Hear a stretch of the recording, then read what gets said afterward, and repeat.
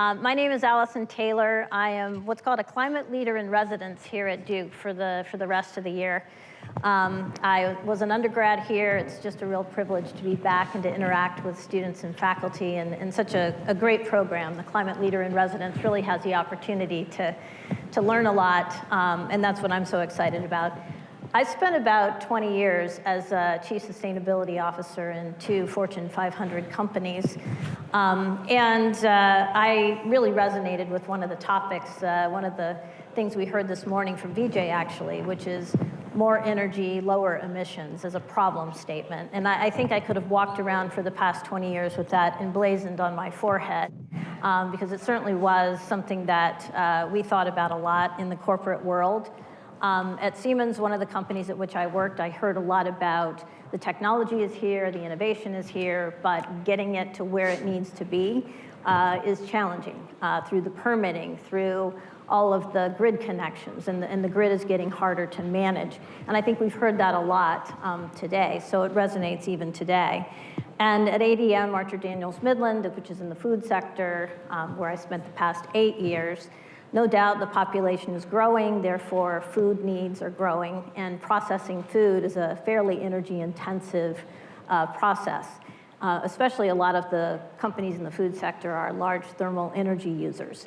And so we talked a lot about the increasing needs for energy and balancing that with how we're going to lower emissions and meet the goals that as a Chief Sustainability Officer we took very seriously to reduce our emissions. And our investors took that very seriously as well.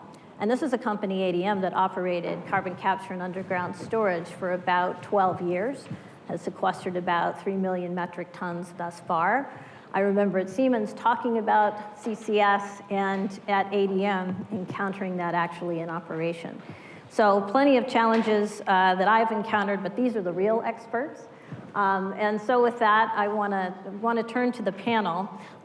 We have Jeff Bladen from Verrus, Steve Fleishman from Wolfe Research, Frank Macchiarola, I hope I got that right, Frank, from American Clean Power, and Ben Schwartz from OpenAI. And let's start out with a general question. I want to know how each of you currently view the challenges and opportunities around load growth. And let's start with Steve first. Great, thanks. Very happy to be here, and lots to talk about and engage on. So just as background, I'm a stock analyst or equity research analyst covering the utilities, power, renewables, clean energy, and midstream energy sectors. So we've been obviously living this for the last several years. We think that, my view is the challenges and opportunities are really 2 mega trends happening at the same time. It's the transition of the power fleet from conventional to more renewables and intermittent resources, which on its own has been a challenge to meet before we had any demand growth, together with an inflection in demand growth for the first time in several decades. So it's having these 2 mega trends come together at the same time is what makes this such a challenging situation, let alone just to meet the load growth. But the opportunities are the load growth. It's very exciting for someone covering my sector to be in a position to, there we go, to see real growth in the product that my companies make. And we look at, obviously electricity's been fueling our lives and businesses for many years, but when you look going forward, it's going to dramatically broaden out into all new areas. So we've talked a lot, and obviously all the focus is on the data economy and the growth from that. But that's on top of a potential currency, Bitcoin mining. That's on top of transportation moving toward electricity, electric vehicles, and electrification of a lot of other processes that we have. And then last but not least, we've heard a lot about tariffs and the like, but if you take the end game of where the current administration is trying to go, they're trying to bring a significant amount of manufacturing to the US. And guess what? It's going to use a lot of electricity as well. So all these trends point to tremendous amount of load growth, and we think exciting opportunities for companies that are producing electricity and selling electricity. Thank you. Let's move to Frank. Sure, thanks, Alison, and thanks for Duke University for the opportunity to be here. I'm Frank Macchiarola. I'm the Chief Advocacy Officer at American Clean Power. We're the leading trade association representing the full spectrum of the clean power industry, from wind, utility-scale solar, and battery storage. I spent about a decade in the Senate, about a decade in the oil and gas industry, and joined ACP about 2 years ago. So I joke to people that I can finally tell people what I do for a living on a plane. But I'm kidding. I have great respect for both institutions, actually. But I feel like my career transition is very similar to the transition that's going on in the energy space. And most people, when they talk about it, to Steve's point, it's really about an energy addition, because we're going to be using the incumbent fuels for many, many years to come. But we're also adding a significant amount of clean energy to our mix in the US, growing really astronomically each year. The challenge, though, is to meet demand that's really outstripping that. We're going to hear a lot about that from the panel. When you think about what we're experiencing, we've had essentially a generation of flat demand for electricity in the US, and we're moving into a period where we've done a study. We estimate a potential growth of 35 to 50% by 2040. So that is a massive change while we're undergoing this transition of sorts. And then I think, from an opportunity standpoint, Steve hit it right as well. The opportunity is to bring new sources into the mix and to improve the environment and to improve our energy security in the country. And I'd sort of be remiss not to add, the last 2 weeks have been a significant challenge. I think about my own life.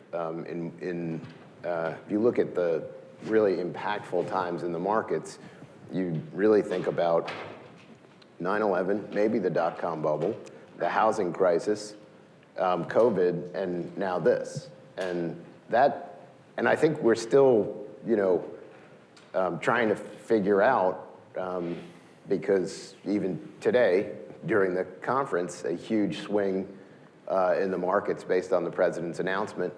If I told you that the Dow would be up 2,000 points and we'd be having over 100% tariffs on China and 10% across the board tariffs, you'd say, well, what happened the day before?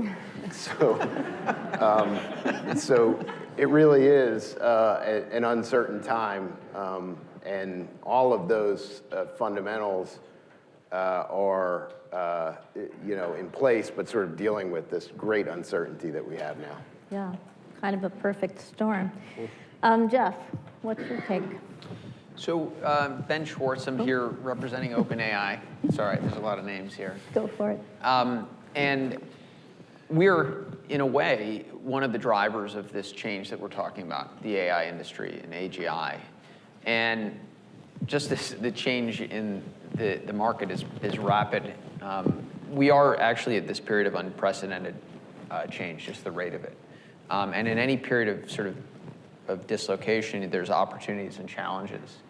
What we're looking at in terms of the energy need is a function of a competition. The competition is really over leadership in AI. Like where around the world is there going to be the infrastructure to power this quest for AGI? And the scaling laws that determine who's in the technology lead are fairly straightforward at this point. They're a function of three main variables. There's data, access to data, there's chips, and then there's energy. And the places that produce those two things are going to really lead. They're going to provide that competitive advantage that allows a company or a country to maintain or develop leadership in AGI. So in any competition, there's going to be drivers of capital and resources and policy changes, and we're looking to sort of ensure that the future is one built by democratic AI. So American leadership is important in this sense. But it's not going to be an easy or straightforward journey here. The infrastructure costs to ensure that we have access to those three variables are extremely high. And what that means is we have to attract global capital to underwrite that.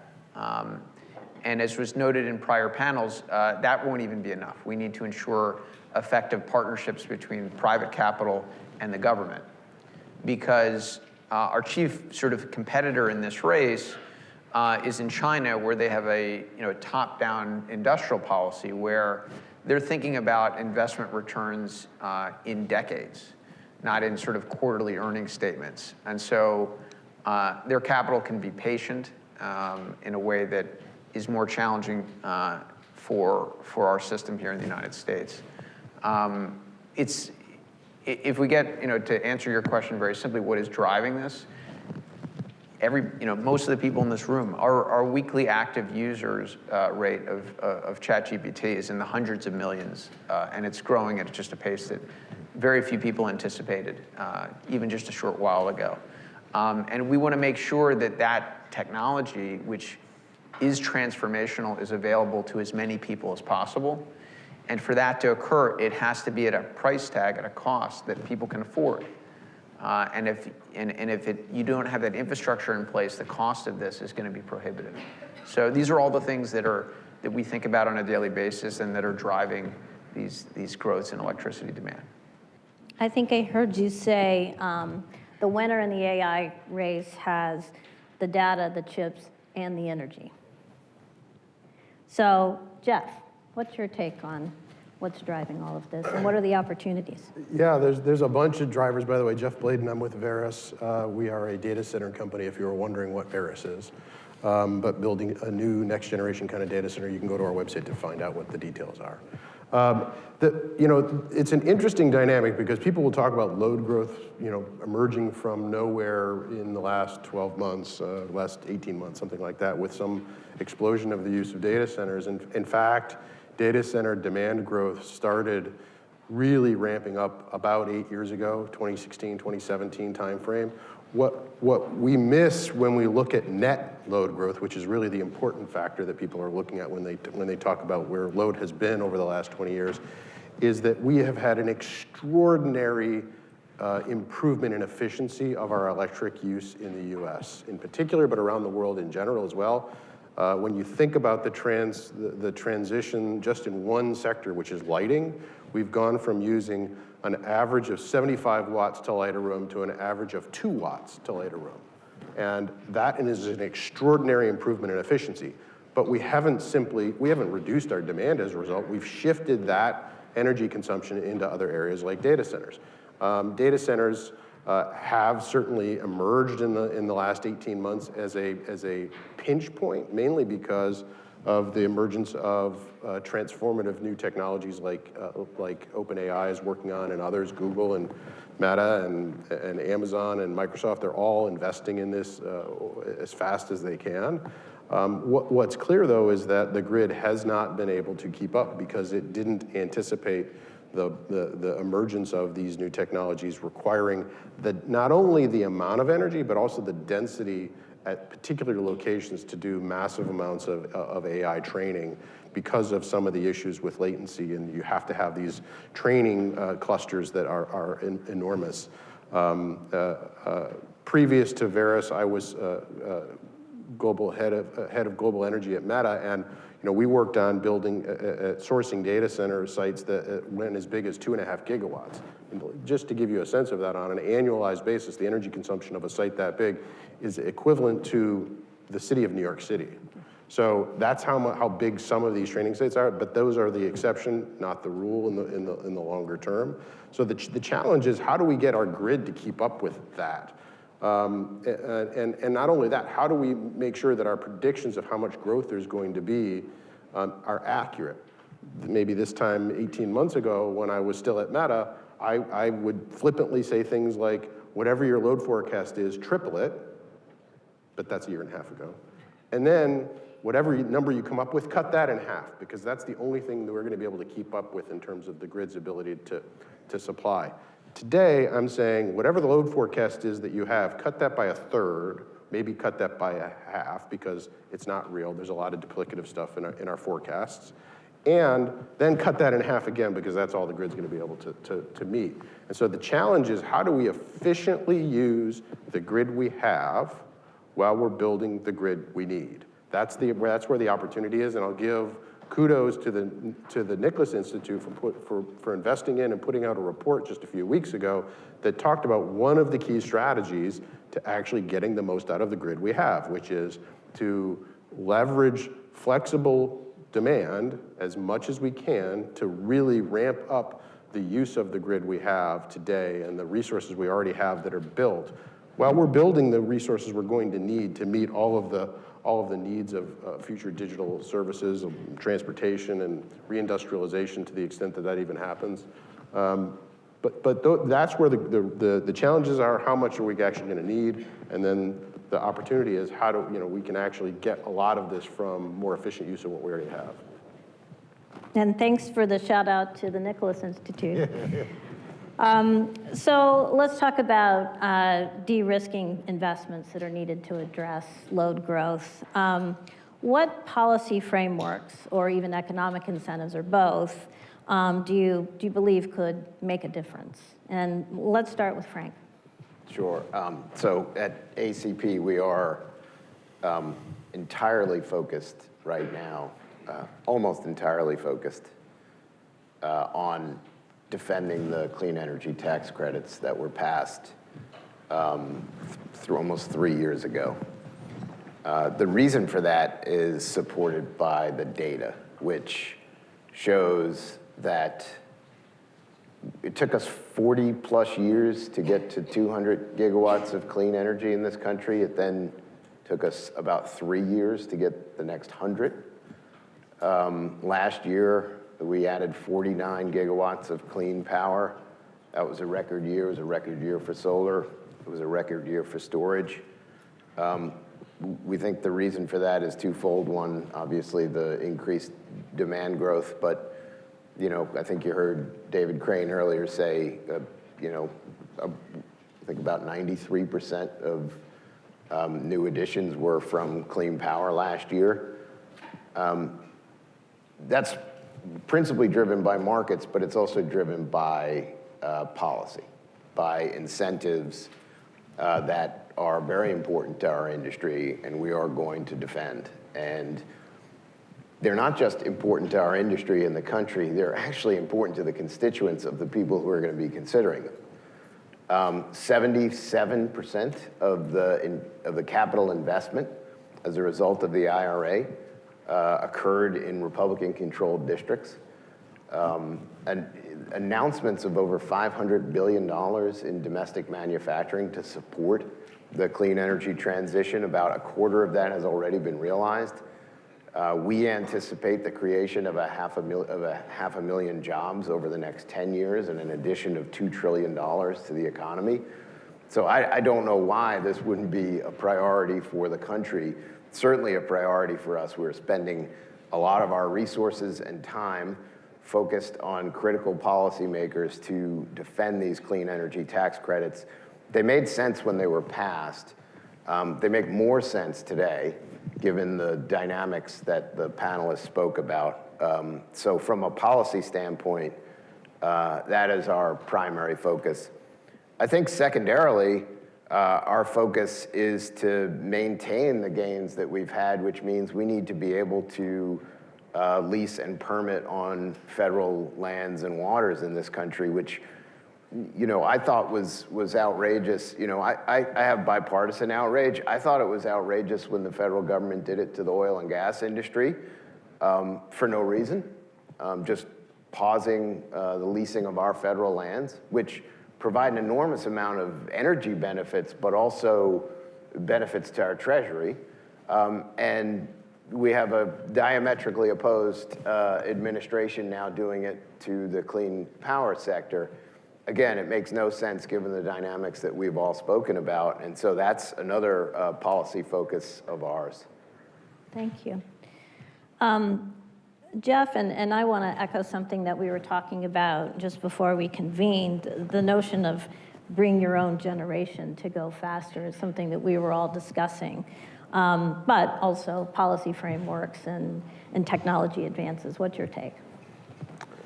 Well, one of the challenges that that folks like OpenAI are facing is access to enough energy to meet the needs to go as fast as they're capable of going, and the same is true of Google and Amazon and Meta and so on. And because we haven't been able to build big things fast enough in this country for a long time, the grid isn't going to be able to keep up with the investments, or at least under the existing frameworks and paradigms for how we build big things. And so as a result, there's a fair number of folks that are saying, well, if the grid can't supply my energy, I'm going to go and find some place in West Texas and go build a bunch of combined cycle gas turbines and power it myself because I have to. But it's less efficient. It's a lot less efficient. Just in terms of the cost of debt, it's going to be far more costly for private entities, not public utilities, to do that. The reason we have public utilities, the reason we have municipal utilities, the reason we have cooperative utilities is because of the extraordinary economy of scale and the extraordinary reduction in cost of debt that comes along with those entities existing.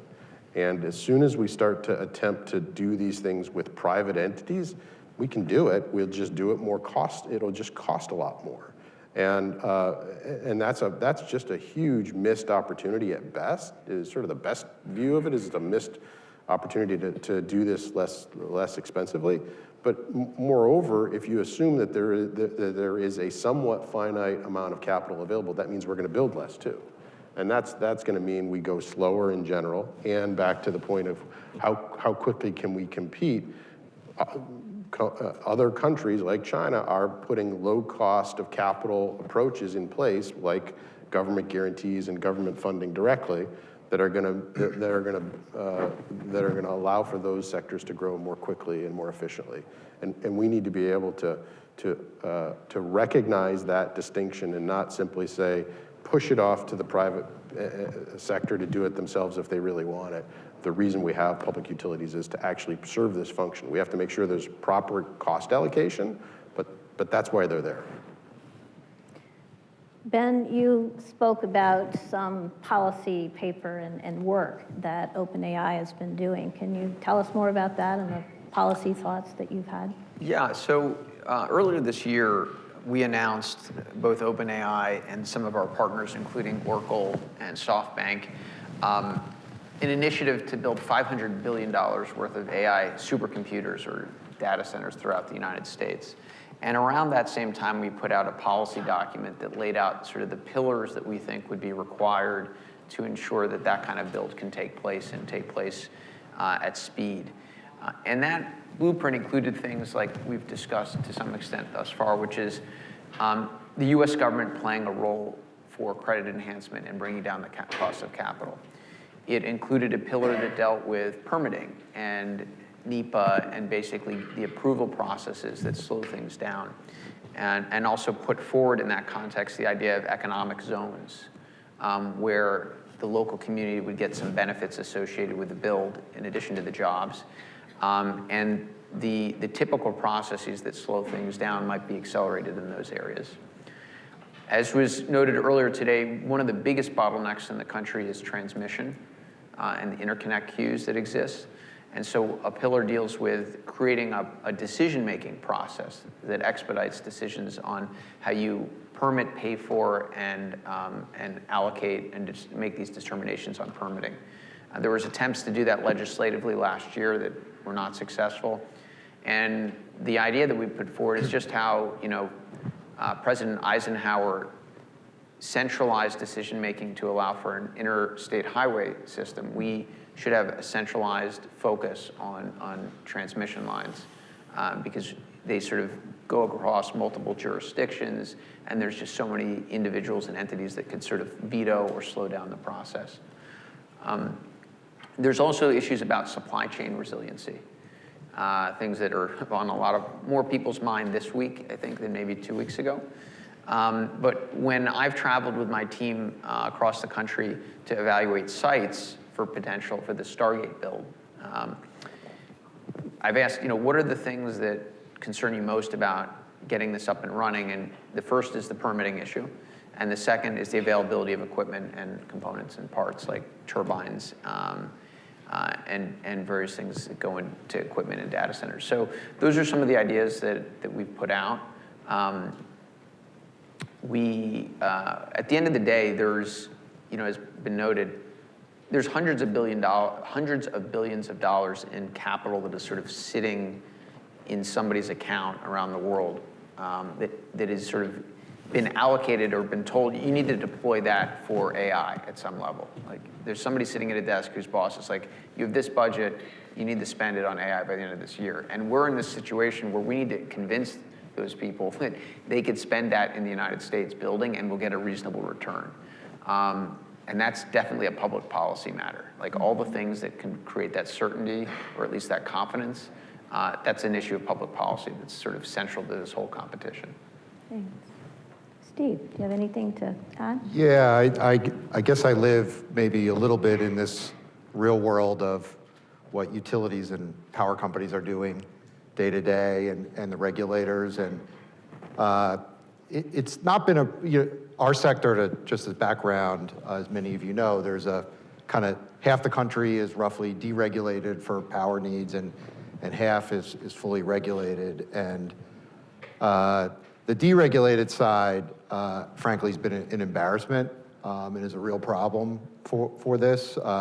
We had some really exciting news last year when there was a behind-the-meter data center announced at Talon's Susquehanna plant, and then we had a PJM power auction that priced up a lot for the first time last year in about 3 or 4 years.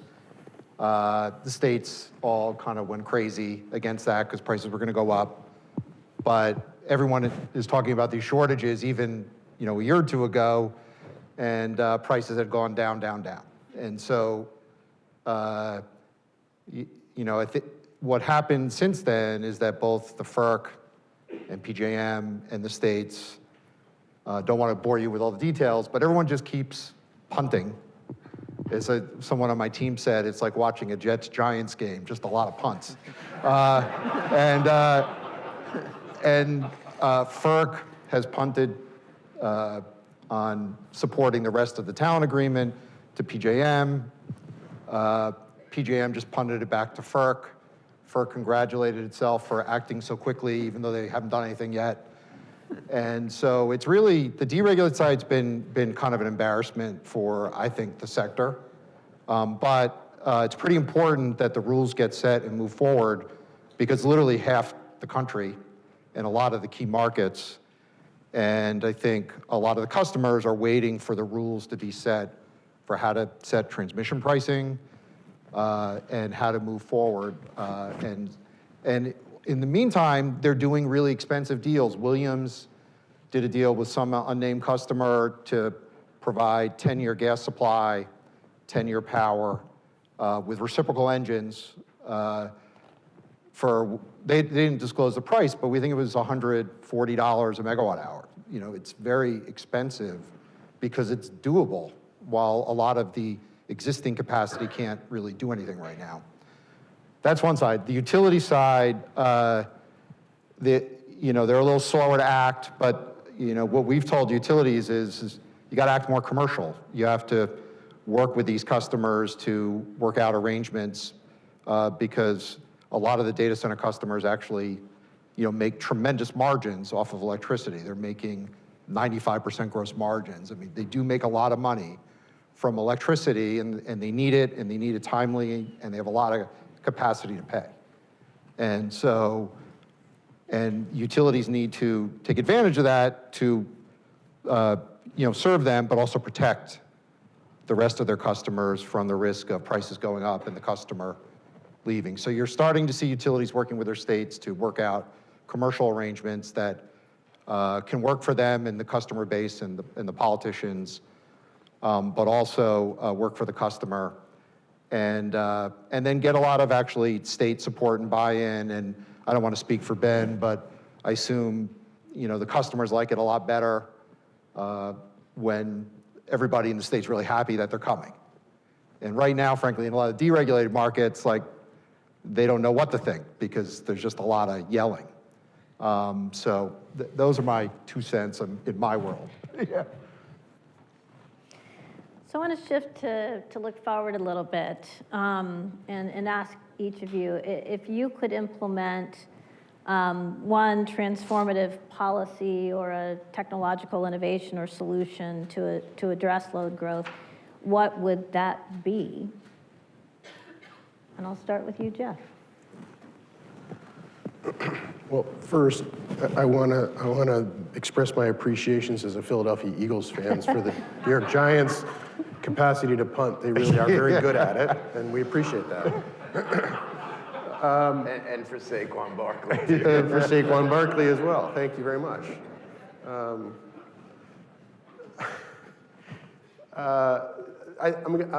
going to steal, and I'm going to try two. So I think there's two things that we could do that would fundamentally improve our ability to build a lot of stuff and build it faster. One, if I was able to transform the large load interconnection process, which today says, how much power do you want? When do you want it? Okay, I can't do it by then, but I'll do it by 5 years later or something like that. And the way we study it is as if every single hour of the year must be able to meet that maximum number of demand. Instead of inverting that and saying, well, how flexible could you be? And I will study you down to that level of flexibility, and I'll tell you the number of hours you need to be flexible in order to be up to that original higher number you wanted. And if you want, if you're flexible 50% of your load 5% of the time, I can give you your whole number. If you're, but study it as if it's flexible. And this is, Nicholas Institute report actually lays out a pretty nice view of how much opportunity we have if we could fundamentally just invert our interconnection process where we study flexible loads first, we treat them differently than as if every load is firm and inflexible. That's number one. Number two, I would love to see us have the government step in and offer to guarantee the topside risk on the development of new nuclear. I think that's a fundamental challenge that I've seen firsthand, that there's a number of companies that would step in and say, I'll do a 30-year or 20-year PPA on a new nuclear plant, and I'm willing to do it at a pretty high number, but I'm not willing to own every dollar of topside risk over $150 a megawatt hour, which is what the developers want. So if the government would step in and actually guarantee that topside risk, I think we'd actually see a true nuclear renaissance. And for what it's worth, my hot take is I think we're going to see fusion at scale before we see SMRs widely deployed. Ben, any That's agreement or disagreement That's very hard there? to follow. I was Yeah, thrown wow. at the very last point, because that is, I think my boss would probably support that. We're very interested in fusion, but the SMR market is expanding, and there's some interesting stuff I know the U.S. Defense Department is doing with SMRs in particular. Okay, so what would I gave you a list of like 5, 6 things I wish the government would do from a policy. If I had to choose one, at this particular moment, given the markets this week, it would be to provide credit enhancements for major infrastructure projects. Just because the uncertainty that exists now is going to have an impact on investment decisions, and we need to just make sure that we're not viewed as the highest risk, highest cost place to build infrastructure. So that would be my first, if I had to choose among the multiple things that we'd love to see happen. What's a close second? The transmission lines. I think that is the longest delay that we see. And you hear something like 10 years to get these decisions, which is just not acceptable given the growth projections we see. I mean, just to give you a number, the Center for Strategic and International Studies put out a report a couple of weeks ago. It said we used about 5.5 million advanced AI GPUs last year. And they're projecting that by 2030, that number could be 86 to 159, I think, million, which even if it's widely, like, massively wrong, is still an incredible, like, the growth is gonna be astronomical. And so we just need to do things fast. Like, we don't have time. Right. Steve. Yeah, thanks. I would agree. One of the things I've been surprised, and I thought the Nicholas Institute report, which is, by the way, getting publicity within my public company space, was good at pointing out is how little the tech companies have pursued real demand response, like, and used the existing grid more efficiently and focused mainly, that as first option. And maybe they did investigate that, but they're incredibly strict on the reliability requirements of all types of data usage, which some are probably more reliability necessary than others. And I think it would just be really helpful if there was a more thoughtful use of demand reduction, because you could pay other customers.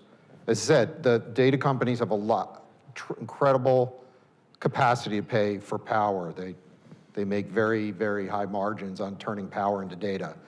And if they felt that strongly about needing the reliability, then they can pay other people who maybe don't need it as much, a good amount of money to not run at those times. And there's got to be a better way to figure that out than we have. So yeah.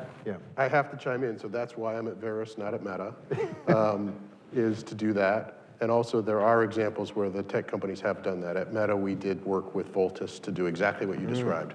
And maybe maybe there's not enough to do is the other thing, but that would be, I think that would be one, meaningful change. The other thing is we need to have a structure in the deregulated markets to actually build power plants, and that requires some kind of long-term certainty on the pricing that you're going to get. So if you're going to stay with a capacity auction, it can't just be 1 year. It's got to be a multi-year.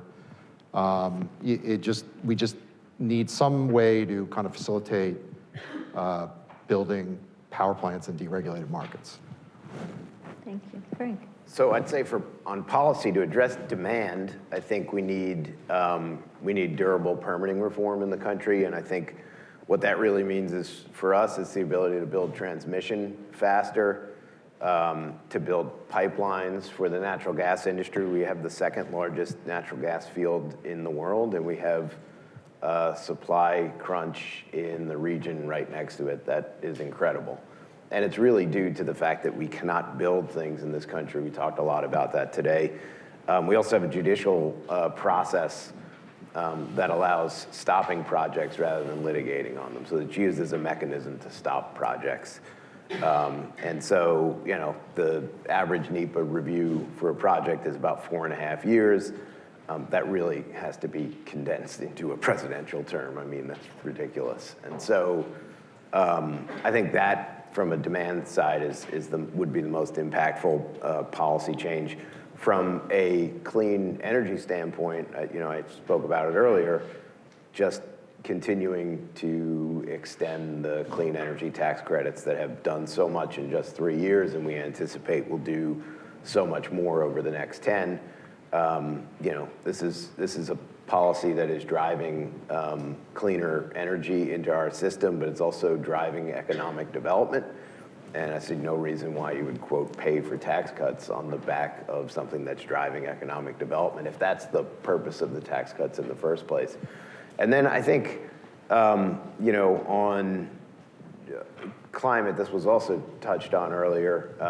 I think the policy that really does not have a chance in this Congress or really in the foreseeable future, but I think industries across the energy resource landscape believe that we need a price on carbon that's transparent and that's workable to help accelerate to help, as Vijay talked about, to drive up energy and to lower emissions at the same time.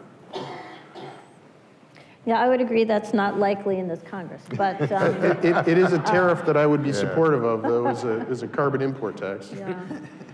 But as a person in a company that has set a price of carbon, and many companies do, regardless of the price and the accuracy of the price, it certainly was a behavior changer when companies could evaluate carbon in a monetary view and put that as a monetary risk or benefit in their analysis of builds and a lot of other financial decisions. I certainly saw that make a difference in that context. We have a few minutes, and we do have some questions. And I'm sort of gathering some themes here. So I think we've touched on this, but maybe the audience would like to hear a little more. Is it reasonable to assume high load growth given the likelihood of trade war-induced recession, or where we are headed economically? And then I think more specifically for you, Ben, in addition to that, is AI load growth decoupled from the broader economy? Anybody want to tackle those questions? I mean, I don't think I would use the word decouple, right? That's not the case. But could we have a recession and still have substantial load growth? I think that's based on the trends we're seeing, probably. I'd be very surprised if that wasn't the case. There are periods in the country's history where you've had tremendous concentration in energy use. I was on a panel last year with some folks from Oak Ridge National Lab, and they pointed out to me that I think it was the 40s or the 50s, their labs took out something like a third of the entire energy consumption of the country. And so you could have these situations where the economy is going in one direction, but energy use and the energy balance is going in a slightly different direction. Any other comments on where we're headed economically, and if it's still fair to assume load growth, especially as significant as you talked about, Frank? So this morning, the Treasury Secretary said we're in good shape, and the leading banker in the world said we're likely to head into a recession. So I'm not going to. I'll say that even if there is a correction in the amount of load growth, the amount we're trying to achieve was never achievable anyway. And so if it comes back to something that is closer to what we can actually build to support, I think it's probably going to be, the trajectory probably doesn't change that much in terms of what we actually end up doing.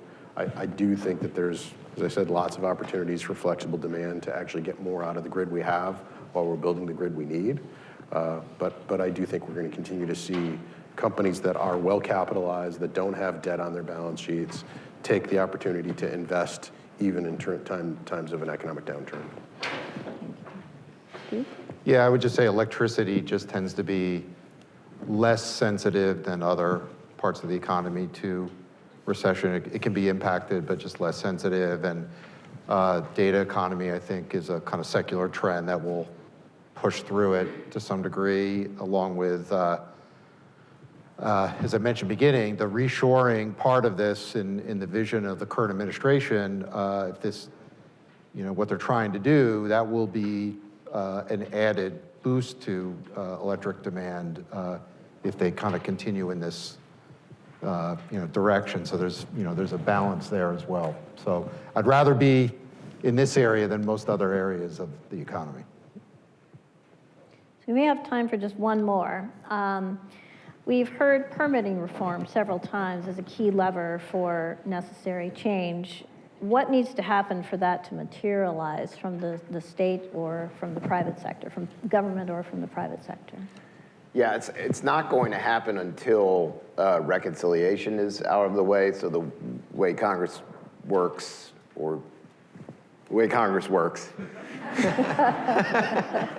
is... You worked in Congress, you can say that. Is, because of the 60-vote threshold on non-revenue or tax policy in the Senate, you go through a process called reconciliation to where you only need 50 plus the vice president tie. So they're focusing very much on extending the Trump tax cuts, which are, in full would be $4.5 to $5 trillion. And that's going to be a process that's going to play out. And permitting reform would not fit into that just for the rules of the Senate reasons.